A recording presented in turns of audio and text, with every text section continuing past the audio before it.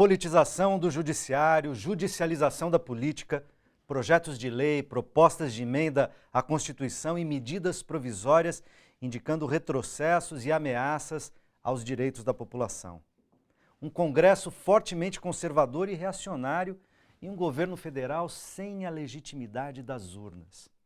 Como disputar os espaços institucionais e fomentar a participação popular para evitar retrocessos? De certa maneira, foi assim que a gente terminou o primeiro bloco e o Marcelo, no intervalo, inclusive, estava nos cobrando, falou, olha, no final do primeiro bloco, e eu deixei para o segundo bloco, dizer, precisamos discutir a comunicação. Porque, quer dizer, essa conjuntura toda é fomentada muito fortemente pela formação de uma opinião pública, sobretudo pelas mídias de massa, televisão, fundamentalmente, mas também internet e rádio, tá certo? Pelos meios impressos, mas o papel cada vez tem menos influência ou penetração, né? As tiragens são menores e tal, mas a televisão aberta, continua chegando a 93% da população brasileira, ou seja, 93% da população brasileira ainda se informa pela televisão aberta. São os números para ver que ela tem um poder muito grande. Como pensar essas questões da comunicação nessa disputa? Vou começar esse segundo bloco com o Wolff. Aprofundando o debate na esfera pública. Eu acho que isso é absolutamente necessário. As narrativas se sustentam na medida em que elas são reproduzidas cotidianamente, elas fazem parte do nosso cotidiano, como você citou. A televisão é um dos grandes meios para refazer essa narrativa. No entanto, são narrativas, ou seja, elas têm uma relação com os fatos reais. Por exemplo, quando a presidente Dilma houve aquele fatiamento, mostrou-se, por um lado, que a narrativa de que ela estava envolvida em corrupção era muito mais frágil do que queria aquela parte que queria condená-la. Fatiamento está dizendo no julgamento. No julgamento. Separou o impeachment dos direitos políticos. No julgamento. Há setores conservadores, hoje mesmo, que estão preocupados com essa iniciativa de denúncia do ex-presidente Lula, porque também a narrativa, conforme declarações do próprio procurador, ela tem muita dificuldade em se sustentar.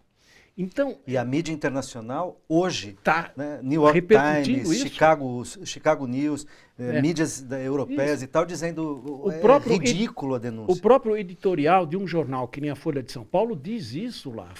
No editorial diz lá embaixo, há muita dificuldade, não é?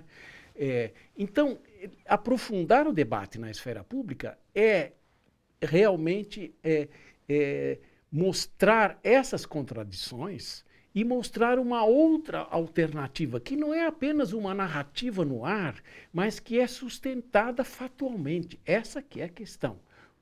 Isso, por exemplo, tem uma presença muito grande no atual período eleitoral.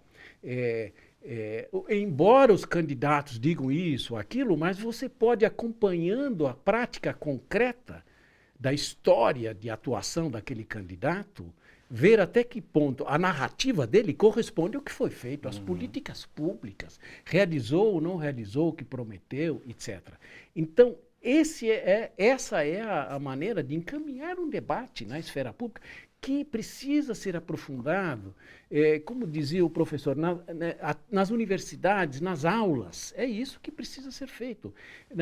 No ensino médio, não é à toa que os setores mais conservadores estão desencavaram o antigo projeto, que é esse da Escola Sem Partido, que, pelo que eu descobri agora, é de 2005 até, é bem antigo, mas desencavaram agora, tentando coibir as discussões políticas, exatamente porque elas mostram que a narrativa Os grupos conservadores estão disputando esses espaços. Estão disputando, e nós temos que enfrentar, dizendo ao contrário, é preciso mais debate. É preciso que os estudantes se rebelem, como fizeram em São Paulo, culpando as escolas. Professor, é possível fazer uma comparação dessa atitude com aquilo que foi o pensamento do fascismo, não? Pode-se ter quando se diz assim, isso é fascismo e tudo, tem algum... O que está acontecendo tem hoje? isso de se pegar a escola, se tomar a escola e dizer a escola não pode falar disso, não pode falar disso, o professor não pode falar, ou seja, toda uma tirania do Estado e da legislação sobre aquilo que devia ser uma coisa aberta. Claro. Eu pergunto, como a sua experiência de professor, estaria errado fazer essa referência, ainda que não seja absolutamente igual? Essa sempre é uma questão que eu enfrento com uma certa dificuldade, porque o fascismo, o nazismo, são aquelas experiências históricas que a gente conhece e que são... Não é? Mas eu acho que há um clima, digamos assim, eu chamaria de proto-fascista, talvez, mas nessa direção, de invadir a esfera do debate, tentar se colocar na cabeça, não é? Exatamente. Né? Controlar as mentes. Né? Por isso cerebral que o nazismo fez, que o fascismo fez, que as tiranias fizeram de um modo geral. E criar não só, evitar o debate, aí é importante essa colocação que o senhor coloca, me dá oportunidade de dizer uma outra coisa que eu considero da maior importância. Não só obstruir o debate, que permite perceber como as narrativas são enganosas, ou não, mas também incutir práticas que levam a aceitar, a legitimar o exercício da autoridade. Não é? Existe um livro muito interessante de uma professora americana chamada Naomi Klein. Ela tem um livro que se chama A Teoria do Choque, que foi transformado, inclusive, num filme. É muito interessante que ela mostra ali, que é o exercício do poder incutindo o medo, o terror, que é o que, aliás, o fascismo fazia. Não é? É o que o neoliberalismo, com aquele projeto inicial, incutiu depois da derrubada do legitimamente eleito presidente Allende no Chile, etc., etc. Né? E é o que está se tentando fazer aqui, por exemplo, nas próprias manifestações democráticas, abertas, alegres da população agora, com essa repressão policial completamente desmedida e que está sendo denunciada mundo afora. Não é? Então, tem esses dois lados. Há uma cultura, nesse sentido, o senhor tem toda a razão, quer dizer, há uma cultura não só de inibir a discussão democrática, mas de tentar passar práticas que vão solidificar nas pessoas, sedimentar bases para um comportamento autoritário, amedrontado, de obediência cega às instituições públicas, porque a gente também não quer isso. Tem uma pergunta do Daniel que vai nessa direção, aliás, ele usa essa ideia da obediência cega, por isso já te cortei para devolver a palavra aqui para o Marcelo, fazendo essa pergunta e aproveitando para fazer um comentário meu aqui. O Daniel Martino que diz, me respondam como é possível se defender tendo de um lado uma imprensa que julga e condena antecipadamente e uma justiça que, sem provas, usa de teorias como o domínio do fato e a teoria da cegueira deliberada. Eu diria, pensando na ideia do fascismo, o Roland Barthes, pensador francês, dizia que o fascismo tem uma característica curiosa, que além de proibir com certas condutas, atitudes e tal, ele obriga certas condutas e atitudes. Né? Então, não apenas proíbe que você faça certas coisas, mas te obriga a fazer de um determinado jeito. Estava falando das manifestações, quer dizer, além de reprimir, assim, eu tento evitar que você venha. Isso é uma coisa, te intimidar. Mas a outra coisa é, em fazendo uma certa manifestação, eu quero que você faça de um determinado jeito. Se não fizer daquele jeito, eu te reprimo. Então, se você pedir para acabar com a militarização da polícia, eu desço o cacete. E isso vem constituindo exatamente isso no que os movimentos sociais têm dito da criminalização dessas condutas. Condutas que são condutas cívicas de participação e que são criminalizados. Aí nós temos os estudantes universitários que são criminalizados e cria-se uma CPI da UNE, os defensores dos direitos dos indígenas que são criminalizados, e aí se faz uma CPI para se romper o sigilo telefônico de um bispo cuja diocese tem um trabalho com indígenas, aí vem a criminalização do MST, a prisão de militantes desses movimentos sociais, como se fossem de organizações criminosas. Quer dizer, isso está muito próximo de 1938 e 1940 na Alemanha e na Itália, não é? Essa criminalização... Se não é um fascismo aberto, é um proto-fascismo. Essa criminalização é uma coisa extremamente preocupante, porque nós estamos aceitando que a polícia vá para as ruas e se comporte com relação a pessoas que estão se manifestando dentro de um espírito republicano, democrático, e que se comporta com a violência que tem se visto, especialmente aqui no estado de São Paulo. O episódio dos jovens que defenderam o não fechamento das escolas, apesar de toda a repressão que eles tiveram, é uma coisa muito, muito bonita. Sim. E eu diria que nesse clima que nós estamos aqui hoje, lamentando uma série de retrocessos que a nossa sociedade brasileira nesse momento vive, mas também penso que nós temos motivos para registrar que há um surgimento ou um ressurgimento de um espírito de combate, de luta, de democracia, de participação, como nós não estávamos vendo há 4, 5, 6 anos para trás. De modo que acho que toda essa turbulência que nós estamos vivendo está tendo um efeito positivo e salutar, que é de muitas pessoas e muitos setores que estavam mais ou menos acomodados e lenientes, aceitando as coisas um pouco passivamente e que agora começam a despertar. Vendo o risco que começa a ocorrer, e eu me refiro ao movimento estudantil, eu me refiro aos sindicatos, aos trabalhadores, eu me refiro aos professores universitários, né, das escolas de maior densidade assim, intelectual, as escolas federais, as PUCs, as escolas públicas, porque temos extrema dificuldade com as escolas particulares, que na minha área jurídica são entidades extremamente mercantilizadas, carentes, né? de ideologia, de generosidade e de preocupação social. De qualidade acadêmica. É isso que você está dizendo aí mesmo. Mercantilizado. É uma empresa comercial de ganhar dinheiro. Não é? De modo que, então, em princípio, nessa linha. Temos um tempinho aqui, eu vou fazer uma pergunta de um internauta, que é a última de hoje, infelizmente, para o Wolf, do Jonatas Oliveira Serra, que diz o seguinte: como retomar os rumos da democracia, que é o tema do nosso programa, em um estado de exceção? Segundo ele, estamos vivendo um estado de exceção.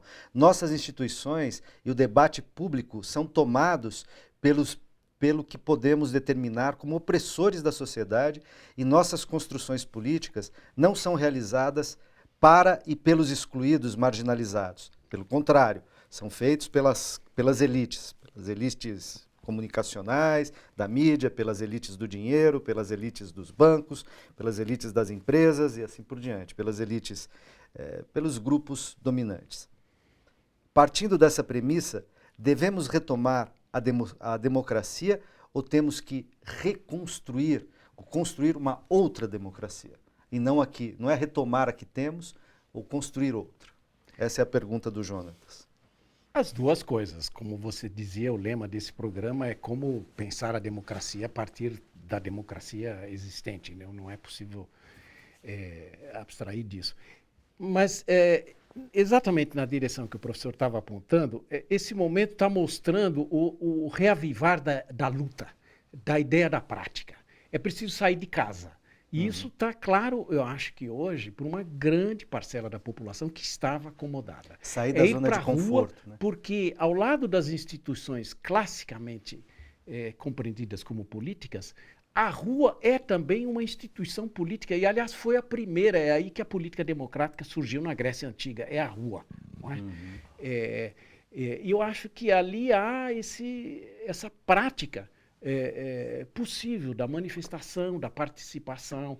Eu acho que é isso que cabe fazer agora. O momento está levando nessa direção. A impressão que eu tenho que a democracia, não no sentido, mas no sentido simples do termo, democracia, a gente sabe o que é democracia. Ela vive na cabeça da maior parte da população brasileira. Eu acho que a população brasileira tem um compromisso democrático nesse sentido.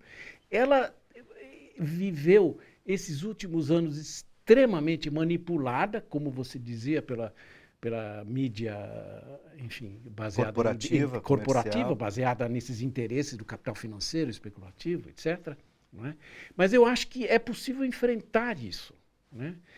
A única luta que se perde é aquela que não se luta. Não é? Então, eu acho que o que se precisa fazer é isso, é participar, ir para a rua, não se limitar à política nos parâmetros que nos ensinaram como sendo aqueles comportadinhos. Não se pode ser comportado nesse momento. Comportado no sentido de aceitar a palavra que nos imobiliza, que tem que ser isso, tem que ser aquilo. Não é? A sociedade, num certo sentido, mostrou uma vivacidade nisso. Os coletivos, principalmente na juventude, mostraram esse caminho de que se precisa romper padrões. Isso precisa ser levado para o plano da política também.